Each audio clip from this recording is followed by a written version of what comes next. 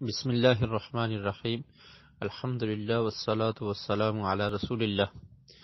آج جو حدیث ہم پڑھیں گے یہ حدیث سنن ترمذی میں اور اس کے علاوہ سنن نسائی میں اور مسند احمد میں اور سنن ابی داود میں موجود ہے۔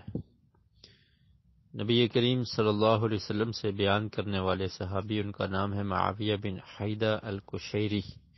وہ بیان کرتے ہیں آقا علیہ الصلوۃ والسلام نے ارشاد فرمایا، ویل للذی یحدث بالحدیث لیضحک بہ القوم فیکذب ویل لہ ویل لہ، کہ ہلاکت ہو اس شخص کے لیے جو کوئی بات کرتا ہے تاکہ لوگوں کو ہنسائے، فیکذب جھوٹ بولتا ہے، یعنی کوئی ایسی جھوٹ بات کرتا ہے، جھوٹ بول کر کوئی ایسی بات کرتا ہے تاکہ اس کے ذریعے لوگ ہنس پڑیں، تو فرمایا ویل اللہ ویل اللہ، اس کے لیے ہلاکت ہو، اس کے لیے عذاب ہو، ہلاکت ہو۔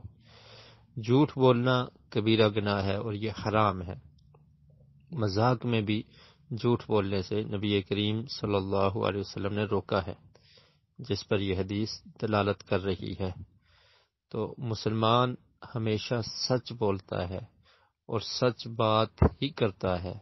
اگر کبھی مذاق کرنا ہے، آقا علیہ الصلوۃ والسلام مذاق بھی کیا کرتے تھے، تو اس مزاح میں بھی سچ ہی ہوتا تھا، اس میں جھوٹ نہیں ہوتا تھا۔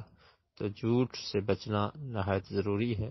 اللہ رب العالمین ہمیں احادیث کو سمجھنے کی اور ان پر عمل کی توفیق نصیب فرمائے۔